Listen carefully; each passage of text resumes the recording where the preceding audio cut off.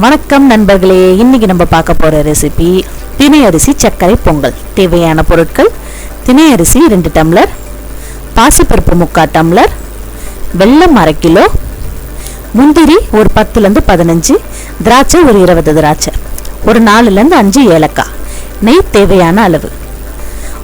புது பாத்திரத்துல தான் நம்ம இன்னைக்கு பொங்கல் செய்ய போறோம். இது மாதிரி மஞ்சள் குங்குமமும் இது மாதிரி பூசி வச்சுக்கணும். எப்பவுமே பொங்கல் குறையோடு இருக்கக்கூடாது, நல்ல தை மாதம் நல்ல வழியாக இருக்கணுன்றதுக்காக தண்ணி நம்ம முழுசாக ஃபுல்லாக ஊற்ற போகிறோம். பானையில் ஃபுல்லாக ஊற்றணும் தண்ணி, அப்போ தான் குறை இல்லாமல் நிறைஞ்சு வரணுன்றதுக்காக ஃபுல்லாக இது மாதிரி ஊற்றி வச்சுக்கணும். இது நல்லா இதுவானதுக்கப்புறமா ஃபுல்லாக ஊற்றினோன்னு எடுத்து அடுப்பில் வச்சு அது காயறதுக்குள்ளே நம்ம அரிசியும் பருப்பையும் ஊற வச்சுக்கலாம்.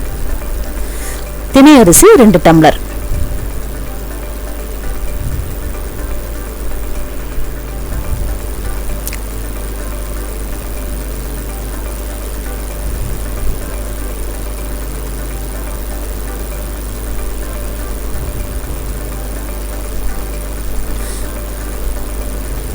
ரெண்டு டம்ளர் தினை அரிசிக்கு பாசிப்பருப்பு 3/4 டம்ளர்,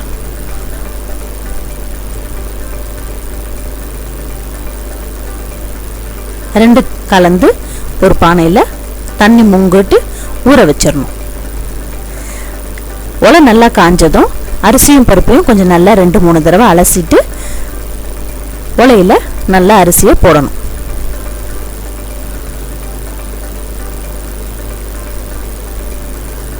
அரிசியும் பருப்பையும் நல்லா ஃபுல்லாக எல்லாத்தையும் வலிச்சு போட்டதும் நல்லா ஒரு 2 கலரி விட்டுட்டு அடுப்பை நல்லா கொஞ்சம் எரிய விட்டிங்கன்னா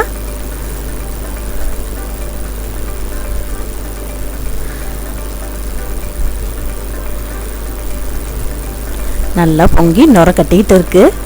இப்போ அது பொங்கி கீழே ஊற்றும் போது நம்ம என்ன சொல்ல போகிறோம்?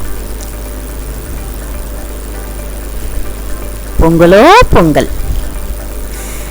பொங்கல் இந்த மாதிரி பொங்கி ஊத்துறது கிழக்கு பக்கம் ஊத்துச்சுன்னா ரொம்ப நல்லதுன்னு சொல்லுவாங்க.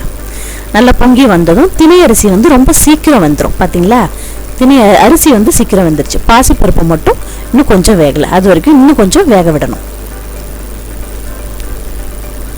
அது கொஞ்சம் நல்லா வெந்ததும் வெல்லம் நுணுக்கி வச்ச வெல்லத்தை அதில் போட்டு நல்லா கலரி விடணும்.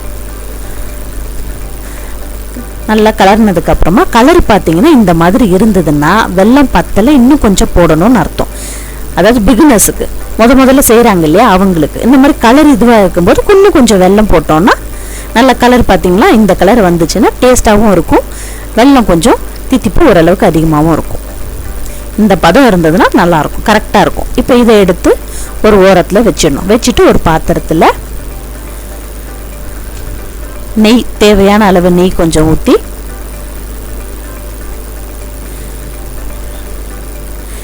நெய் கொஞ்சம் நல்லா காஞ்சதும் ஒரு 15 ல 20 முந்திரி வச்சுருக்கேன். அந்த முந்திரியை நல்லா நெய் காஞ்சதும் அதில் போட்டு கொஞ்சம் நல்லா பொன்னிறம் ஆகிற வரைக்கும் கொஞ்சம் நல்லா வதக்கணும்.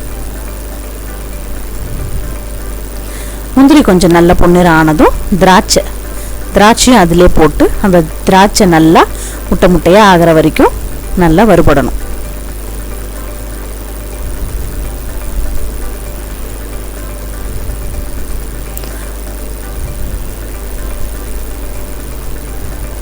நல்லா வறுபட்டதும் அதை எடுத்து அப்படியே நம்ம பொங்கல் இருக்கு இல்லையா, அதில் கொட்டி நல்லா கலரி விடணும்.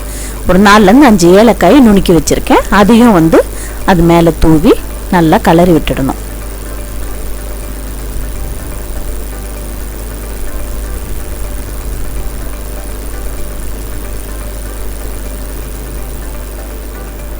நல்லா கலரிட்டு இந்த மஞ்சள் கொத்து இருக்கு இல்லையா பொங்கல் டைமில், அதை இதில் சுற்றி நல்லா இந்த மாதிரி சுற்றி இறக்கி வச்சோன்னா நம்முடைய தினை அரிசி சர்க்கரை பொங்கல் ரெடி.